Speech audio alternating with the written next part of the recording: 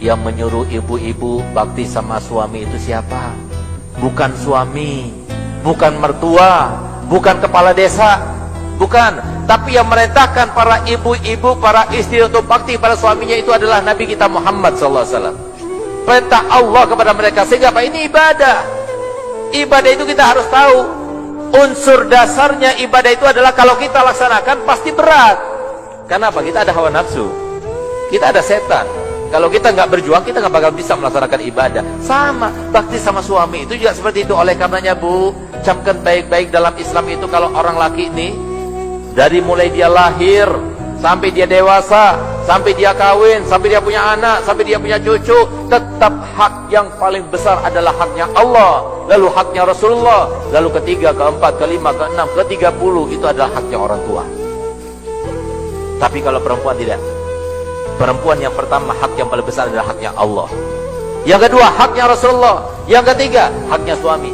Keempat suami. Ke-10 suami. 20 suami. 30 suami. Baru 31 adalah orang tua. Siapa yang memerintahkan itu? Rasulullah. Ada satu orang perempuan sahabat Nabi datang kepada Nabi Muhammad. Dia ingin meniru sahabat-sahabat Nabi yang lainnya. Banyak di antara sahabat Nabi yang datang kepada Muhammad. Ya Rasulullah, aina ana, nanti ketika di akhirat aku ini berada di mana? Maka Nabi SAW menjawab, anta ma'i fil jannah, kamu di surga. Banyak itu sahabat seperti itu. Sehingga ada sahabat perempuan yang meniru, datang kepada Nabi Muhammad. Ya Rasulullah, aina ana, di mana aku nanti? Apa jawaban Nabi Muhammad? Alaki zauj, apakah kamu punya suami? Ya, jannatuki wa naruki fi yadi zauj. Surgamu dan nerakamu itu berada di tangan suamimu. Mungkin ada yang bertanya, Bu, loh kok bisa? Laki-laki selalu setelah haknya Allah dan Rasulnya orang tua, tapi sementara istri tidak. Setelah haknya Allah dan Rasulnya adalah suami, baru kemudian orang tua. Karena apa? Itu yang sulit dilakukan. Karena ibadah itu adalah sesuatu yang sulit dilakukan. Kalau seumpama kita, Bu, ibu-ibu, seumpama dia itu bakti kepada orang tua, biasa. Kenapa? Paling tidak balas jasalah. Dari semenjak kecil dia ngasih uang, dari semenjak kecil dia ngerawat, dari semenjak kecil dia mengasuh. Sehingga kalau kita membalas kebaikannya wajar. Sehingga apa?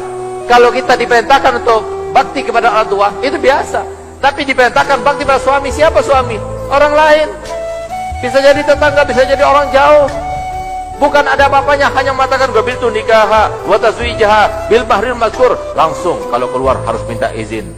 Enggak boleh kita itu membuat dia itu galau pikirannya. Kata Nabi Muhammad, kalau seumpama ada di antara kalian perempuan yang beribadah dengan ibadah 1 bulan penuh berpuasa, 1 bulan penuh bangun malam, tapi 1 kali saja membuat pikiran suami tidak enak atau galau pikirannya, maka semua pahalanya dihapus oleh Allah SWT.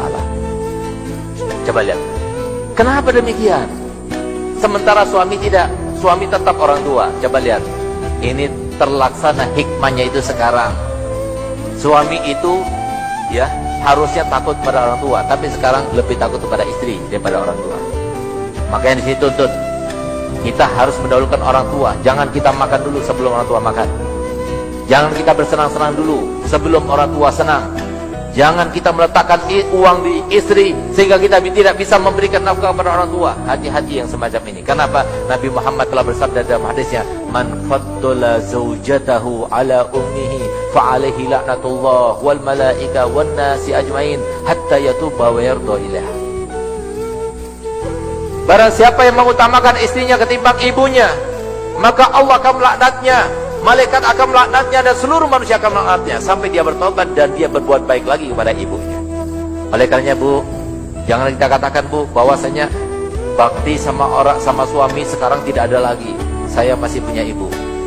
Dan alhamdulillah sampai sekarang saya bangga punya ibu saya. Karena apa? Saya bersumpah di atas mimbar ini, 27 tahun ibu saya mendampingi ayah saya almarhum Habib Hasan Baharun yang mendirikan pondok Darul Dakwah itu.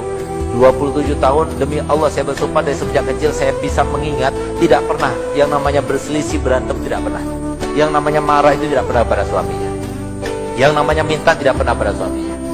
Sehingga pantas saya nggak pernah bertemu dengan habaib besar-besar yang ada di luar negeri, kecuali setiap kali bertemu sampaikan salam sama ibumu, saya minta doa kepada ibumu. Siapa yang menyampaikan kepada mereka? Allah yang memuliakan. Allah yang membalasnya. Apa? Kebaikan kita itu, kita melakukan kebaikan bukan karena manusia, tidak, tapi karena Allah yang pedulikan, Bu. Bahkan kadang-kadang ada yang semacam ini, Beb.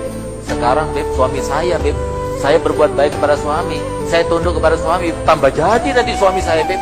Itu setan yang ngomong begitu. Kenapa? Yang membalas bukan orang, bukan manusia, tapi yang membalas adalah Allah SWT. Kita tidak melakukan kebaikan menjadi istri yang solihah karena suami, tapi kita menjadi istri solihah karena Nabi Muhammad dan karena Allah. Ambil satu contoh, Bu. Ibu-ibu masih ingat tidak? Kira-kira 7 tahun yang lalu di bulan Maulid, ada sebuah berita heboh di Jawa Timur, di mana ada seorang wanita yang sudah meninggal selama 30 tahun, tapi ketika digali ternyata jasadnya masih utuh, bahkan kafannya masih putih bersih. Kafannya pun dijaga oleh Allah Ta'ala. Apa yang terjadi?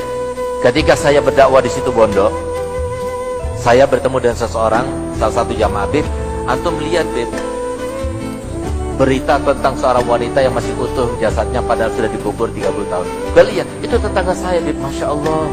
Bagaimana kerjaannya, kok dia itu dimuliakan Allah Ta'ala sampai badannya itu masih utuh. Apa kata beliau? Beb, kami, Beb, di kampung, Beb, laki-lakinya itu gak ada satupun di antara kami kecuali kami merasa iri pada suaminya. Kenapa? Solihahnya luar biasa, Beb. Dia itu baktinya sama suami luar biasa. Padahal suaminya itu tukang mabuk, suaminya itu tukang judi, suaminya itu bahkan melakukan KDRT. Kami sering melihat, Beb, itu depannya orang, itu istrinya dipukul-pukul, Beb. Tapi Masya Allah, kalau ada yang membela itu, dia bilang, ini urusan saya, jangan Mas, biarkan saya. Itu ditempel, malah dia itu mengatakan pada suaminya, ampun, ampun.